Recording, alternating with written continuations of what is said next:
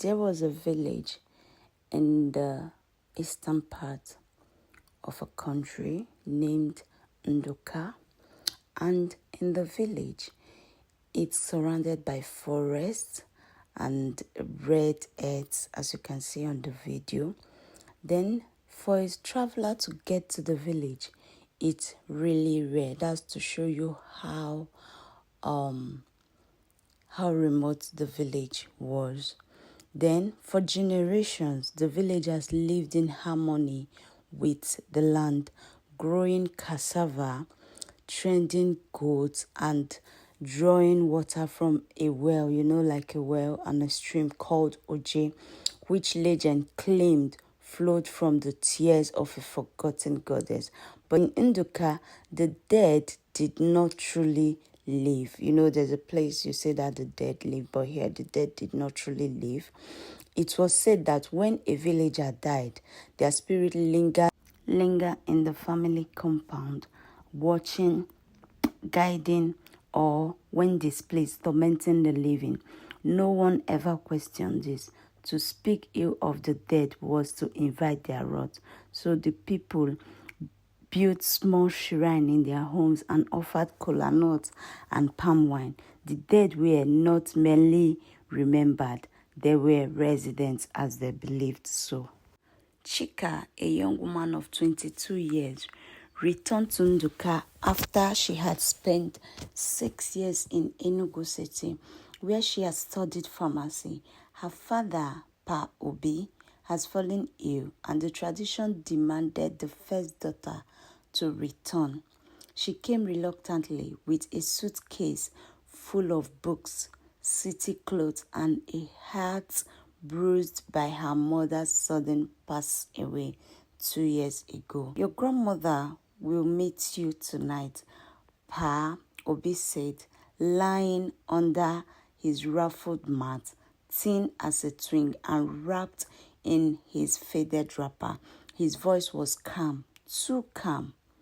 Chika smiled weakly. Papa, Grandma has been dead for 10 years. He didn't laugh, but she's still here, the father replied. That night, Chika laid in her old room. The mud wall was cracked and the ceiling stained with smoke. Outside, the village was silent, save the occasional singing of the bird. Then Chika heard a train knock on the door. She sat up and shouted, Papa! No one answered. She wrapped herself tightly and tiptoed to the door. It cracked open. The compound was bathed with silver moonlight. There was no one. Then she saw it, a fainted shape on a wooden bench near the kitchen haunt. An old woman in a head tie gazing at the sky. Her back was to Chika, but the way she sat, hands clasped in her lap, was unmistaken.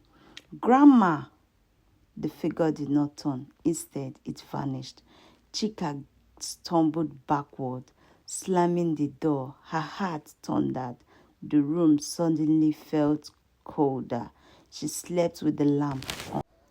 By morning, when Chika woke up, she was convinced she had imagined it because of the travel stress and coming back to the village, exhaustion. She was tired, so she thought it was just an imagination.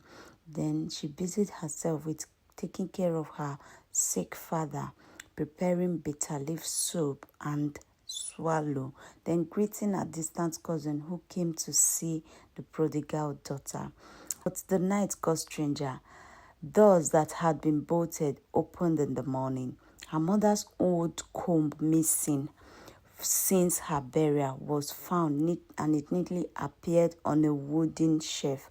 Pa Obi often spoke in his sleep, calling out people long dead. His brother Ekene, who drowned in the Oje River. Mother Nena, who was rumored to have been a witch. Chika tried to dismiss this until the day she met the Ozo man. He was called Ozo Amechi, the oldest man in the village and the keeper of ancient rites. He lived in the haunt surrounded by charms and white chalk marking. Few dare visit him, but Chika, desperate for answers, made the journey. "You've seen her," he said before she even spoke. "Who?" Chika replied. Mr. Oza said, "Your grandmother." Chika frowned. "How do you know?" He smiled, revealing teeth brown with cola. "They always come back. The dead are not gone, child. In Nduka, they walk with us." She hesitated.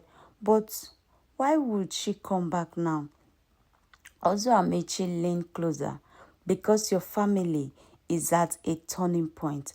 The land is angry. Something that should not have been buried have been disturbed." Chika's throat tightened. "What do you mean?" He handed her a calabash filled with dark water. "You must look, but be warned. Truth is a spirit too, and once you see it, it follows." She peered into the calabash. For a moment, all she saw was her reflection. Then the water darkened, and she saw a vision. A grave dug under the Iroko tree. A wrapped body placed in haste, an amulet buried with it, then screams, "Blood, fire." She jacked. "What was that?" she whispered. Also, Amechi shook his head. "The dead demand peace, but the living have secrets." This is where we're going to end the story for today. And by tomorrow, or next time will come, we have more wonderful and lesson-filled stories. Kindly click, like, share, and subscribe to this channel. Thank you.